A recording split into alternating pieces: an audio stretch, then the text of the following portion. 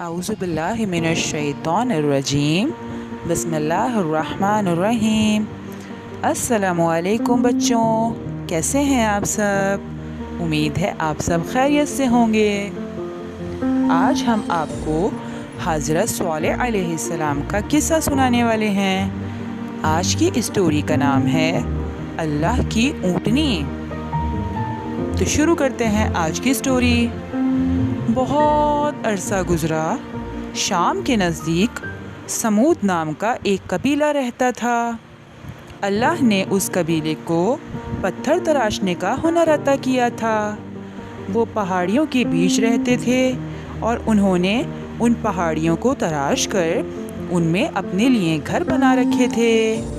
یہ پختہ گھر انہیں طوفانوں، آندھیوں اور سردی گرمی جیسے دیگر ناموافق قدرتی عوامل سے محفوظ رکھتے تھے۔ سمودی اپنے گھروں پر بہت فخر کرتے تھے۔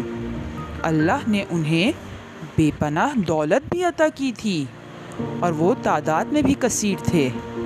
ان رحمتوں کے لیے اللہ کے شکر گزار ہونے کے بجائے سمودی راہ سے بھٹک گئے۔ انہوں نے پتھر کے بت تراش لیے اور ان کی پوجا شروع کر دی۔ انہیں دوبارہ سیدھے راستے پر لانے کے لیے اللہ نے حضرت صالح علیہ السلام کو اپنا پیغمبر بنا کر ان کے درمیان بھیجا۔ جب حضرت صالح علیہ السلام نے اپنی نبوت کا اعلان کیا اور لوگوں سے کہا کہ وہ بتوں کی پوجا چھوڑ دیں تو انہوں نے انکار کر دیا۔ انہوں نے ان سے کہا کہ وہ انہیں کوئی معجزہ کر کے دکھائیں تاکہ وہ ان کے دعوے کی صداقت کی آزمائش کر سکیں۔ مزید واضح الفاظ میں انہوں نے حضرت صالح علیہ السلام سے کہا کہ وہ ایک پتھر سے اونٹنی پیدا کریں۔ ان کے مطالبے کے مطابق اونٹنی کی پیشانی سیاہ اور بال سفید ہونے چاہیے اور وہ پیدا ہوتے ہی ایک بچے کو جنم بھی دے۔ انہوں نے کہا کہ حضرت صالح علیہ السلام یہ معجزہ کر دکھائیں تو وہ ان کے دین پر ایمان لے آئیں گے۔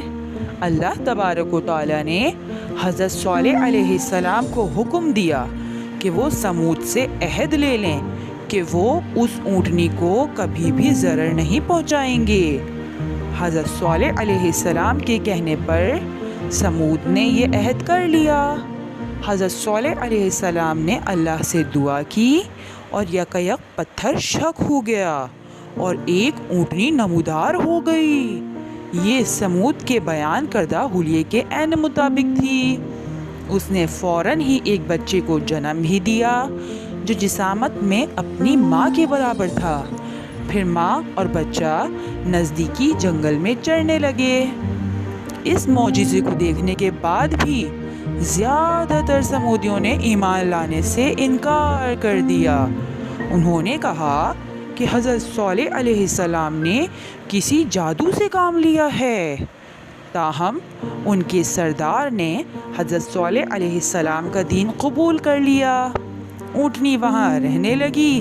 سمودی نزدیک واقع ایک قدرتی چشمے سے پانی لیا کرتے تھے۔ اونٹنی جب بھی وہاں پانی پینے آتی تو چشمے کا سارا پانی پی جاتی، جو بعد ازاں اللہ کی رحمت سے دوبارہ بھر جاتا، لیکن بدلے میں وہ جتنا پانی پیتی اتنا ہی دودھ بھی دیتی تھی۔ سارا قبیلہ روزانہ اپنے مشکیزے دودھ سے بھر لیتا اور اس سے پنیر اور گھی تیار کرتا۔ ان چیزوں کو شہر میں بیچ بیچ کر انہوں نے اپنی دولت میں بھی اضافہ کر لیا تھا۔ اونٹنی کے معجزانہ اوصاف نے کئی سمودیوں کو اللہ کی راہ کی طرف آنے پر قائل کر لیا۔ کافروں کو اس سے بڑی تشویش ہوئی۔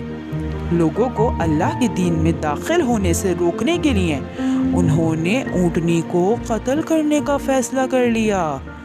لہٰذا ایک دن یہ بہانہ کر کے کہ اونٹنی ان کا سارا پانی پی جاتی ہے اور ان کے مویشیوں کو ڈرا دیتی ہے، کافروں نے اس پر حملہ کیا اور اسے مار ڈالا۔ اس کے بچے نے جب یہ سب دیکھا تو گریہ زاری کرنے لگا۔ اچانک جس پتھر سے اونٹنی پیدا ہوئی تھی وہ دوبارہ شک ہوا اور بچہ اس کے اندر چلا گیا۔ پھر پتھر واپس بند ہو گیا۔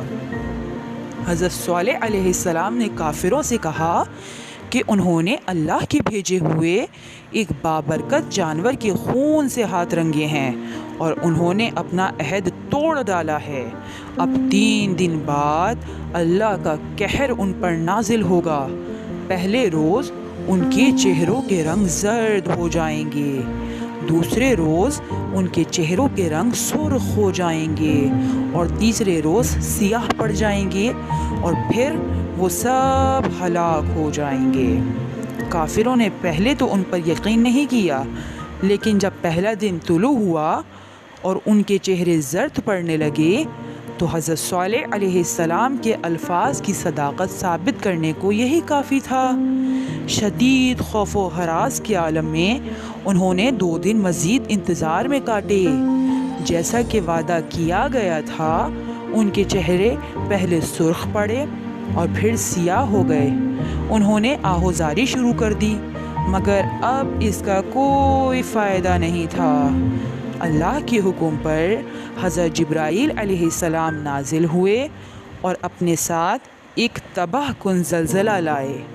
سمود کے بڑے بڑے اور مضبوط گھر جنہوں نے انہیں قدرتی آفات سے محفوظ رکھا تھا ان کے سروں پر منہدم ہو گئے اور وہ ملبے تلے دب کر ہمیشہ کے لیے نگاہوں سے اوجھل ہو گئے۔ صرف حضرت صالح علیہ السلام اور ان کے پیروکار ہی باقی رہے۔ اللہ تعالیٰ نے سمود کو ہر شے عطا کی تھی۔ ان کے پاس دولت تھی، قدرتی وسائل تھے، انہیں گراں قدر ہنر عطا ہوئے تھے اور انہیں طاقت تعداد کی قوت بھی بخشی گئی تھی، مگر وہ بھول گئے کہ ان کا حقیقی پالنے والا کون ہے اور وہ راہ گم کر بیٹھے۔ جب اللہ نے ان کی رہنمائی کرنے کے لیے اپنے پیغمبر کو بھیجا تو بھی وہ اپنی گمراہی پر ڈٹے رہے اور پہلے سے بھی زیادہ سرکش ہو گئے۔ کوئی بھی جب اس راستے پر قدم رکھ دیتا ہے تو پھر تباہی اور بربادی اس کا مقدر ہوتی ہے، جیسا کہ سمود کا مقدر ٹھہری۔ تو بچوں، امید کرتے ہیں آج کی سٹوری آپ کو پسند آئی ہوگی۔ تو پھر جلدی سے ہمیں بتائیے کہ حضرت صالح علیہ السلام کی قوم کس کی پوجا کیا کرتی تھی؟ قوم سمود کیا بیچ کر دولت مند ہوئے؟